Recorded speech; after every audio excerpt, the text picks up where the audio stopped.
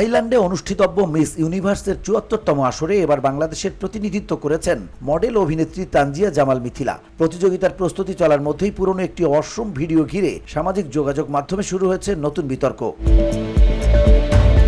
সাম্প্রতিক লাইভে এসে বিষয়টি নিয়ে মুখ খুলেছেন মিথিলা। ক্রমাগত নেতিবাচক মন্তব্য ও প্রচারণায় বিব্রত তিনি জানান, ভিডিওটি প্রায় ৭ থেকে ৮ বছর আগের।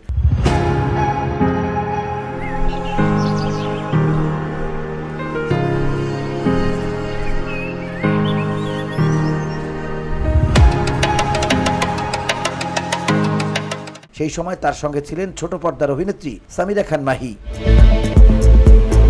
বন্ধুর এই পরিস্থিতিতে চুপ থাকেননি মাহি। বিতর্ক আর সমালোচনার জবাবে সামাজিক যোগাযোগ মাধ্যমে ভিডিও বার্তা শেয়ার করে তিনি মিথিলার প্রতি সংহতি জানান।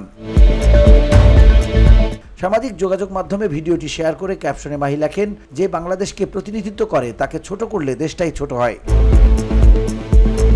এরপর মিথিলাকে সমর্থন জানিয়ে অভিনেত্রী আরও বলেন, তানজিয়া হাসান মিথিলাকে টেনে নামালে আমরা কেউই উপরে উঠি না। দেশকে ভালোবেসে যে লড়ে তাকে সমর্থন করাই আমাদের শক্তি।